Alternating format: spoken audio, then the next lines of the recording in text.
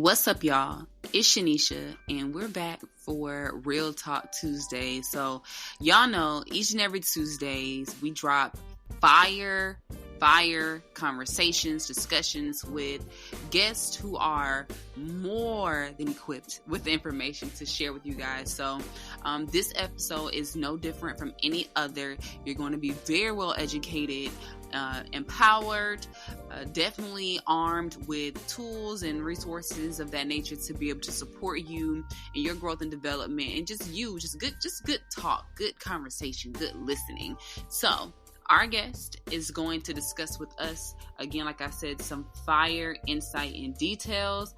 I mean, we're discussing how DEI's intentions and AI realities are at odds, and what can we do about it? Y'all know AI has been literally taking over. I'm not sure if your organization is plugging away at AI and sending out announcements about AI and how can we incorporate AI into our plans and just things that we're doing for business. AI is taking over. And our guest is going to dive into DEI in AI. So tune in, relax. If you're on your lunch breaks, in the car, at home, whatever you're doing, relax, tune into this conversation and prepare to just good vibes and a good time. All right, y'all. Peace.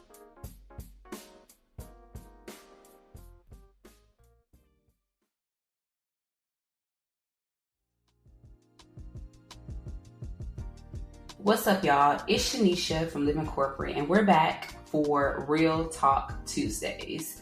And for Real Talk Tuesdays, we have a very special guest that'll be joining us today. But before I dive in to explain all this wonderful insight about our guest, I'd like to give you guys a title for today's show, right? So today we'll be discussing how DEI's intentions and AI realities are at odds. And what can we do about it? So we have someone that's going to be able to share the information with us. Our guest created a nonprofit, DAE, to bridge the gap between corporate America and the realities of underserved communities, using education as a vehicle for social justice while nurturing underrepresented youth with non-cost tech programs and access to digital career and life skills.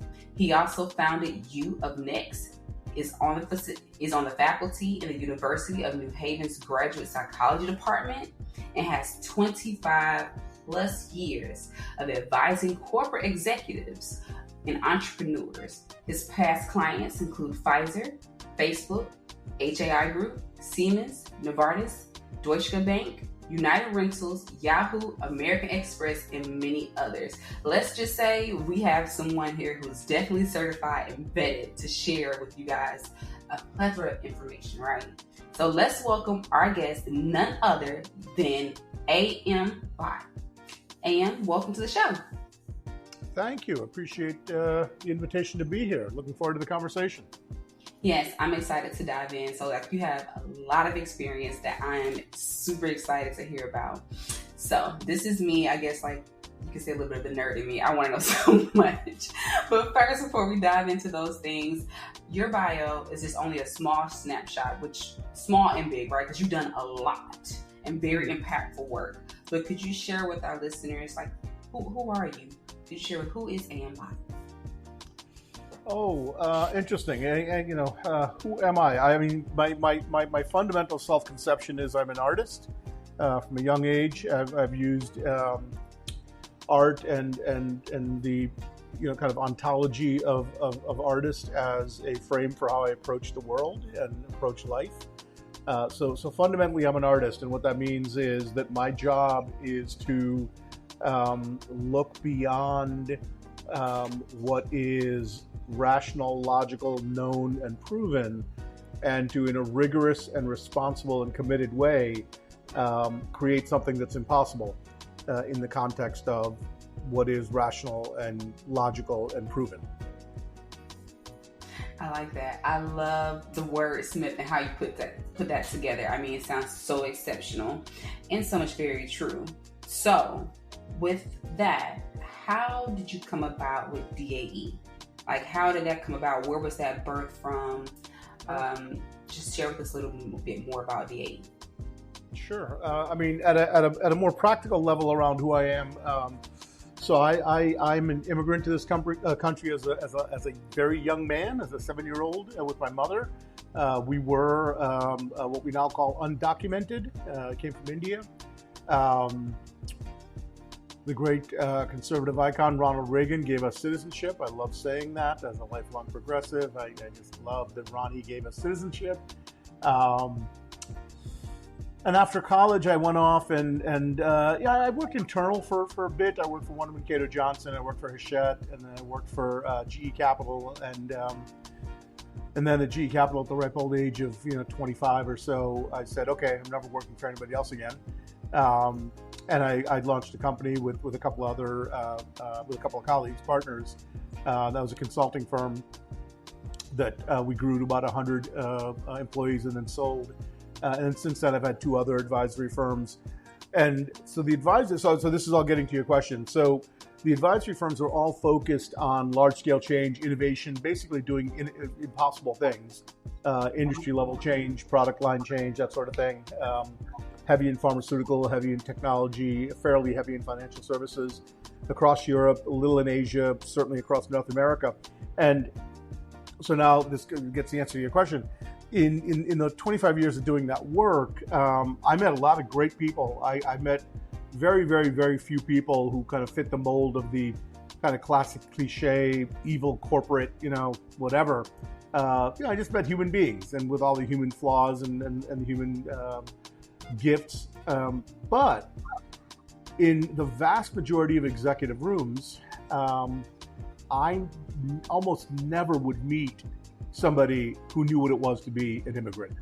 I almost never would meet anybody who knew what it was to ride their bicycle up and down Fairhaven, a little neighborhood in New Haven, as an 11-year-old, because your parents are still working their second job.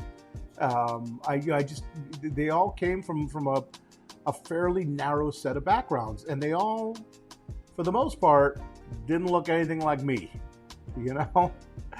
And yet again, good people trying to do the right thing for the most part, And so about 6 years ago, I sort of retired from that life and decided to come back home to New Haven, Connecticut, and open a school to develop. The phrase I had in my mind was humane technologists. Technology being, the technologists being the architects of the next several hundred years. We are currently building the infrastructure for the next several hundred years, and it is software engineers and that broad kind of general category of professional that's doing the work. And the idea was to develop kids in underserved communities, public high schools basically, with very, very, very deep technical skills that they certainly weren't getting in school. While also giving them some of the change agent skills, innovation skills, interpersonal effectiveness skills that we worked on with corporate executives for 25 years. And so developing individuals who had the technical chops to compete for any college admission or any job, but had the sort of personal grounding to be real change agents and to bring a real clarity about their values to the workplace and to universities and more broadly to society. Long-winded answer to your question, but that's how DAE came about. No, that's a wonderful answer to the question, because as I'm thinking while you're speaking, I'm like, this is so forward, like such a forward thought. And it's like how to give students or children, underrepresented communities, this opportunity, like for that to come about. It's just such a forward thought, because there's so much that we lack. So like I attended at HBCU, right?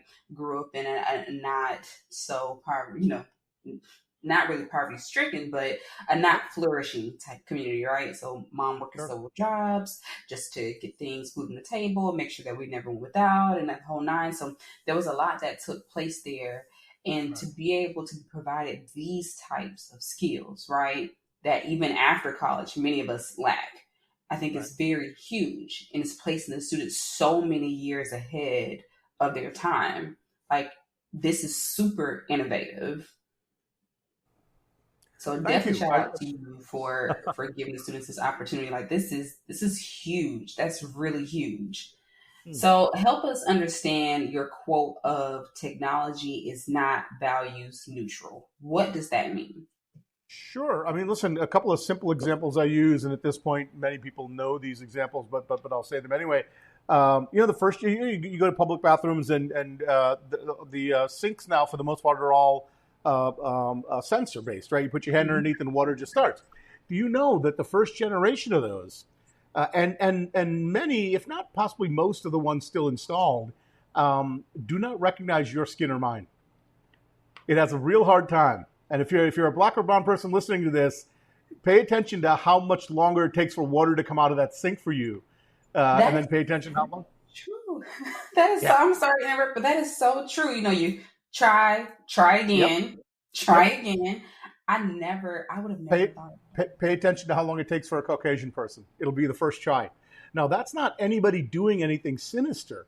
that. That is simply the people who have worked on that technology initially didn't occur to them to try it on diverse skin tones because there weren't nobody in the room who would raise that question. And so that's a piece of technology that you say it's a neutral thing, right? Actually, no, that piece of technology is not values neutral. That piece of technology reinforces a racist system. Not because anybody intended it, but Mhm. because there was a lack of cognitive and then more basic forms of diversity in the room to question how are we testing this. Like that's one example. There are many others that I use, but so all the technology we touch inherently has some bias in it in terms of how it wants to be used, who it wants to be used by, what it does to the user. And if we don't pay attention to the values we embed our technologies with, particularly now as we are building digital technologies that branch out into every corner of our lives, if we're not paying attention, forget about anybody, again, doing anything intentionally evil, just not paying attention, we will build technologies that perpetuate things that we might agree we don't want to perpetuate. Oh no, I'm learning a lot here, and I'm like nodding my head. This is like I'm being really educated at this point, and I really hope you guys are too because this is totally outside of my zone of genius. So I'm learning a lot here. Enroll me. My application at D8, enroll me. No, this is really good. So right now with technology, and we've been hearing this like an ongoing conversation in the media, right, about AI and how many organizations are adopting AI, are really pushing for us to use it. I mean, people are using AI now. It's like what recreate photos of themselves, right, to look professional and the whole nine of dress. So, and you talked about bias and the values that are being incorporated. Not that it's intentional, but it is happening, right? Because no one's raising the question. Let's talk about the relationship between DEI and AI. Let's start Sure. there first. Yeah. Well, if you look at what AI is, right? So first off, there is general AI, general artificial intelligence, which doesn't exist yet. That would be artificial intelligence that mirrors the way a human being thinks. That doesn't exist on the planet yet. It will. It'll likely take 20 or 30 years. Some people argue 10 years. Some people say 50. Some people say it'll never happen. That it's too complex. But the point is, today, general AI doesn't exist. What we have is what's called narrow AI. So it's artificial intelligence that's useful for executing certain tasks. In case of something like ChatGPT, executing a large variety of complex tasks, right? But still, it's designed to execute tasks. So what it is it's trained on existing knowledge and information. It cannot generate original thoughts. It can only it's like it has access to all the Lego pieces on the planet. And it could put those Lego pieces together however you want, but it can never think of a new Lego piece. So, how a piece of AI is trained, i.e., the data set that is the set of Legos it accesses, Lego pieces it accesses, shapes the response it gives you to whatever your inquiry may be. And so we know that the world's knowledge base has a certain, Western, Eurocentric, white male bias, right?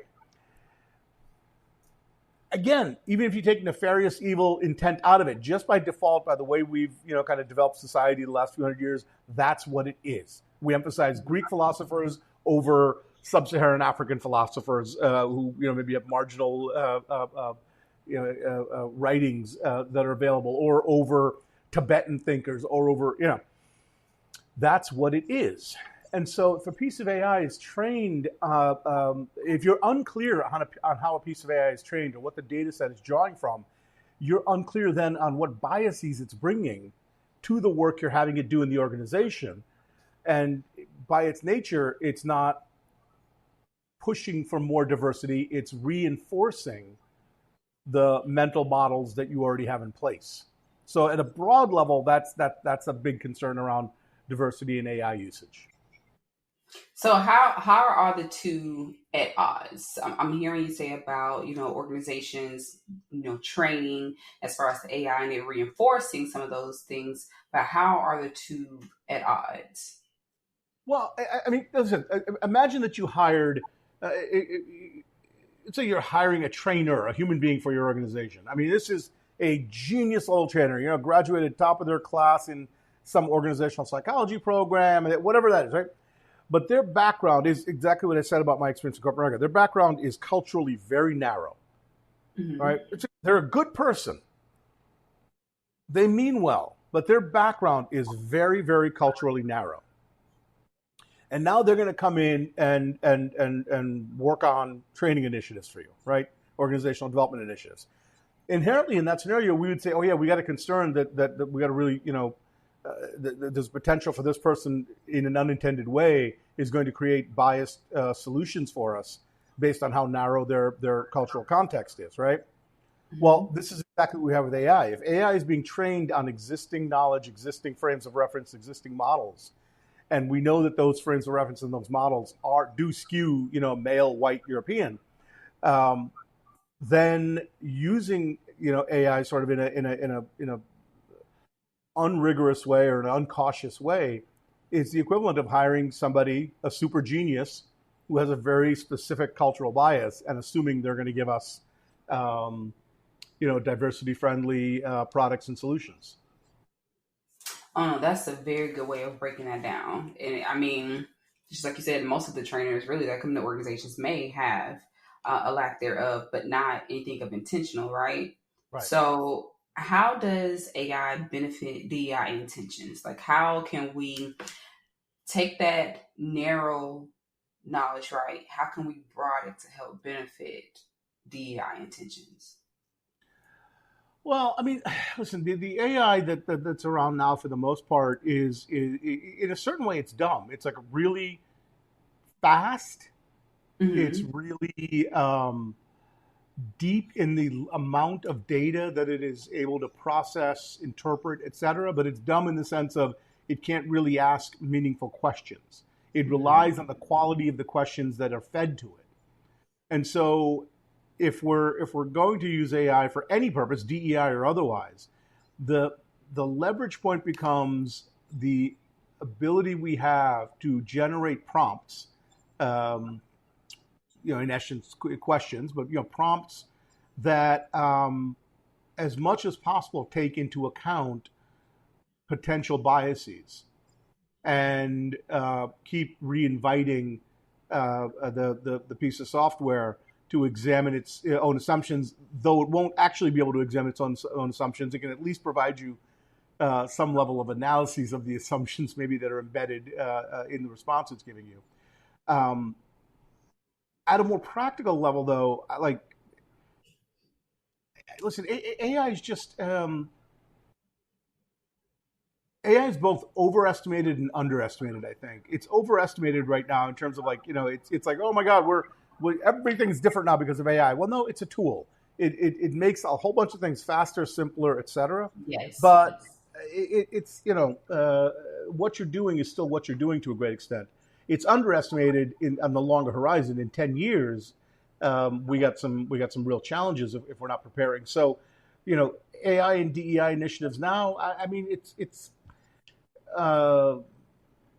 again, it's a tool like any other you'd use. If you pick up any piece of software you pick up, any program you pick up that you're using in your organization, of course you're vetting it for stability, reliability, validity. You want to understand where it's used before. It's like any other piece of technology. And so, how can it benefit? It can benefit in all the ways that a really fast left brain processing piece of machinery can benefit you. Right? Take complex tasks, do them quickly. Take complex ideas, process them quickly. Take complex data, process it quickly, etc.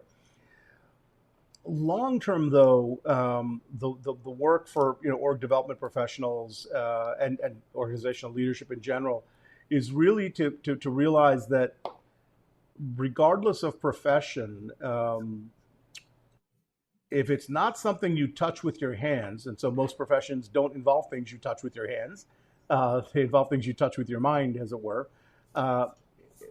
If a profession, almost every profession in an organization, what it knows how to do will be done much more efficiently by a machine. There's a gaming company in Japan, and not a tiny little 10-person company, a substantial gaming company that this past spring, their CEO retired. I'm pausing for dramatic effect. Their CEO retired, and the board replaced the CEO with a piece of AI. That corporation has an AI at its helm. Because if you think about what is the job of a CEO or of any manager, it is to take a large, complex, often ambiguous set of data and dynamics about the marketplace, about the organization, about technology, about all these, and make the best possible decision about how the organization should deploy its resources. That's just a math problem in a certain way, right?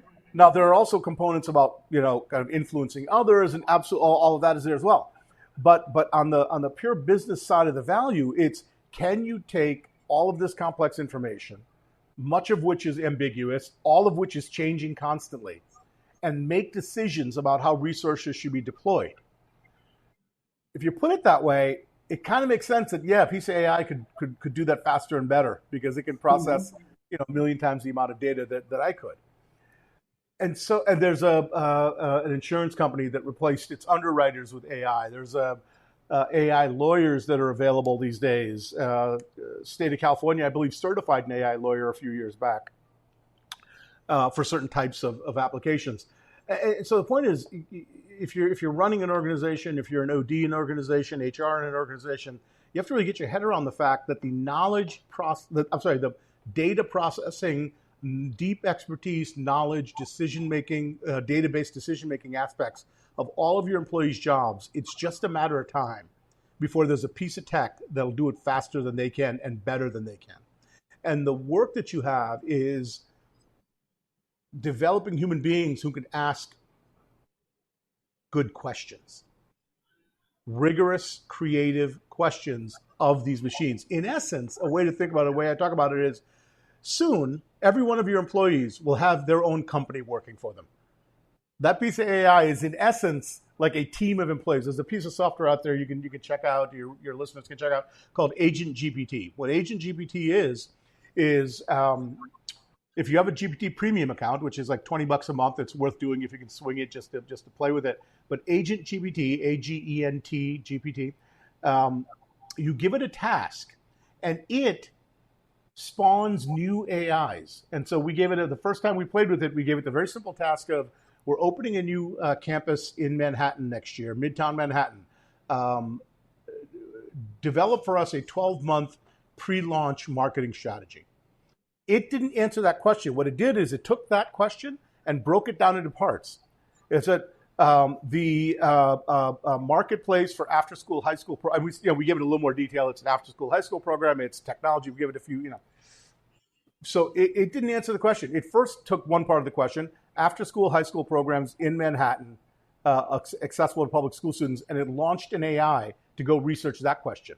It took the idea of a marketing plan for an educational institution and launched another AI. In essence, it launched its own employees and created an ad hoc organization around that problem. When each of those AIs came back, they didn't come back to me. They came back to the root AI. And the root AI kept modifying the question, making the question more complex, making the reframing the way that a manager would running a team, and slowly started to build out their strategy by having subroutines that would ask questions, that would answer questions that it was asking based on my initial question. Right? So my point is, now that's crude right now. It is not reliable. I would not use it for anything serious. We're not going to use it for our marketing strategy because the data sets aren't solid. A lot of errors still. But in 5 years, certainly in 10 years, that kind of tool is going to be available to every one of your employees, and the execution side of. But the ability to know whether the question opened a campus in Manhattan, AI can't do that. It can't ask that question. It can't, from blank page, create a question that could have value. And so for organizations, I'm really long on this one. Sorry. No, it's okay. This is good. This is good. It's very detailed breakdown. So I think it helps color it in. Yeah. So for organization, I'll just wrap it up here. The thing that I kind of I don't advise anymore, but I still have corporate relationships, and the thing I would harp on and do harp on is to not, yes, certainly understand how you're using AI now, how it can create more efficiency, how it can, et cetera. But the big thing is, for the long term, the next 5 to 10 years, is to really understand how you fundamentally start rethinking the nature of what talent means for you in all key disciplines, and really bring it into how can we develop people to ask much more interesting questions, develop much more interesting prompts. And now, to bring it back to diversity, it is an absolute reality that innovation only ever comes from outside of a system. It only ever comes from outside of the existing reality. So now, if you're looking for creative questions, diverse perspectives are where you're going to find creative questions. All right? The people who are in the system and know how the system works are going to ask the questions that they've always asked, maybe 10% better. But somebody who is completely left field in their life experience, their perspective, all of it, are going to ask questions that for your organization are groundbreaking, and then, powered by AI, lead to new forms of value creation. No, I think that's super. One, thank you for coloring in. That wasn't long. That was providing plenty of clarity and insight, which I think is truly helpful in helping us understand and broaden our perspective, right? Of what we understand AI to be, which may be a small lens view, but this is really detailed, and I am definitely enjoying every bit of it. You kind of already touched on an answer for what I wanted to ask you next. When you spoke about the value. So when we think about our Black and Brown communities, our Black and Brown folks that are working in corporate or whatever organization that they're in, like how can they leverage AI within their organization? I think you kind of touched on it just a bit by saying having that diverse perspective, right? Especially if we're looking for 5 years down the line of what AI could look like. And are people being able to leverage that by asking those diverse questions and providing diverse perspective? But what else could they do to leverage AI? So I'm sorry, say that again. What else could they do to leverage AI? Yes.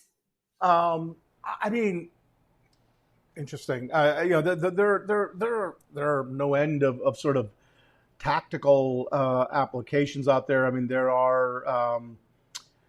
I'm going to say, I think I inferred that you're in training of some sort. Yes. Mm-hmm. Yeah. So there's a couple of really solid pieces of the products, basically, but they're AI backed, that will allow you to create an avatar of yourself that is very human-like, but then also train it on your voice and be able to deliver curriculum from you, but not from you. All right. And so to be able to leverage your time as a training professional, now it's a little spooky, right? It's a little sort of like, and we're in the early days of it. The visual image clearly is not, you, but it's getting closer and closer every day. And so, there are these sort of productivity applications out there. Again, and anything that is task based, there's an AI product out there or emerging that you can use to rapidly speed up um, processing or delivery of that of that piece of work. And so if training delivery is your work, there's a product out there to help you do that much more quickly, much more efficiently, and do it in 50 places at once and still have it feel like a human experience, or at least a human-ish experience right now. Um, on the recruiting side, same thing. There's some really interesting AI-backed recruiting platforms.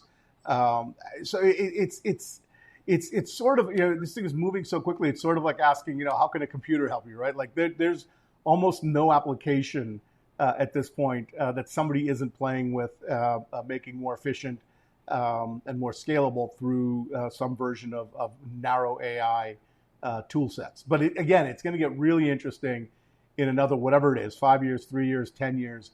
The closer we get to general AI, it starts to get really, really, really interesting in terms of what we'll be able to do. And so again, I think preparing for that is the bigger imperative for organization. Oh no, that's good. That's really, really good. And speaking of interesting, you shared a lot of information today concerning AI, diversity, equity, and inclusion, and about your wonderful school that you've developed, DAE, and giving underrepresented students the opportunity to really be ahead of many of us where we are currently, right? So definitely shout out to you for that. But are there any maybe three key takeaways that you would like for our listeners to kind of take note of? Um, I mean, listen, on the broader topic of technology, and then applied certainly to AI specifically, I think one is to understand that this is not that what I said earlier, to understand both that right now the hype is too big for what AI actually is, but for the 5 year horizon, the hype is too small. And so you don't need to panic now in terms of like, oh my God, I need to catch up. But you do need to, you have a window of opportunity to really get ready for the actual transformation that's coming in a half a decade to a decade. And getting up to speed on just the technology is great, but more importantly, it's how do I use the technology? Um, that's kind of takeaway one. The second takeaway I would say is to understand that we are in the process very rapidly of building out digital infrastructure, and it will just so explode in parallel with this explosion of AI, that if we're not paying attention to the assumption sets embedded in the AIs that we're building and using, if we're not questioning that, if we're not pushing policy around that, if we're not pushing our organizations to really understand that AI is not a values neutral tool that there are biases embedded, et cetera, we're gonna perpetuate some things that we're really not interested in perpetuating.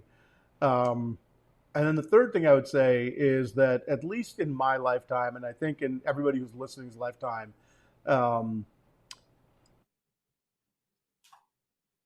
nothing AI specifically is going to be human-like. We may be the last generation of pure humans before another species in essence emerges that is equal to us or perhaps greater than us. But we are purely human and will be for the rest of our lives. And we got some really important decisions that we need to keep making about what do we value and what do we want to maintain about being human, and how are we going to kind of keep fighting for that in the face of all of this cool progress that AI is going to allow for. Those are very, very good key takeaways. Very thoughtful, very insightful, and definitely gives us food for thought to think on. Right? Are there any shout outs? Shout outs. Yes. Like, what do you mean? Like Who would you like to acknowledge? acknowledge? I mean, listen, I acknowledge our kids, man. We have let's see, 270. We have about 350 students between our two campuses this year. And Wow. we're opening a new campus next year. We'll be at 500 to 550 by this time next year. So I would shout out and acknowledge what we've always known, but every group of kid reminds us of that. there is nothing more powerful than a single human voice. There is nothing more beautiful than a single human voice. There's nothing more inspiring than a single human voice. So yeah, I would shout out, 13-year-olds in public schools in areas that have been, criminally neglected, who still are willing to claim their voice and declare what they want to do with their voice in the world. Oh no, that's powerful. That's powerful. So shout out to DAE school and the students there. You guys are definitely on the right path to doing something so tremendously great within your community and just for the world as a whole. I'm definitely super proud of them. I haven't met not one yet, but from the sound of this program and having you as their leader, I know that success is the only thing that's coming at the end of this ride for them. So, AM, thank you so much for joining us today. And that's our show. Thank you for joining us on Living Corporate Podcast. Be sure to follow AM Bhatt. How can our listeners get in contact with you? How can they follow you? Sure. I mean, the website for the nonprofit is mydae.org, mydae.org. And then on all the socials, I am Absurd Wisdom. And there is actually a podcast launching. It is a non-podcast podcast. It is actually just conversations. It's not like this. It's the same group of people in an ongoing conversation about what it is to be human in a digital world. And that will launch in October. And again, that's Absurd Wisdom, all one word. Okay, so make sure you guys definitely tune in. You said October, correct? Launching in October. Make sure you guys the podcast in October. Yep. Yes, tune in and make sure that you guys subscribe and just follow along in the conversation. I'm sure it will be more than interesting and you guys will benefit greatly.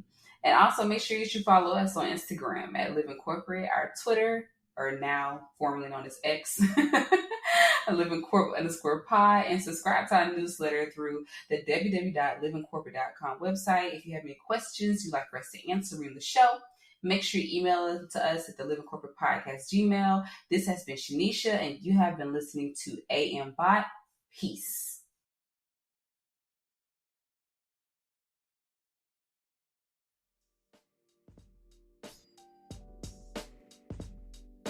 Okay, so that conversation with AM Bhatt was fire. I mean, he shared so much great insight, the wonderful things he's doing with his students, right? He's educating them, preparing them for the future, this professional development. And I know if you guys haven't, I know I learned. I know we all have learned, like, really good gems from him concerning AI and DEI and just about technology, and it's not values neutral. There's so much jam-packed into this conversation, and I hope you guys took away some really unique information and tailor it to you and what you're doing professionally so we can advance forward when it comes to DEI. All right, guys. Talk to you next Tuesday. Peace.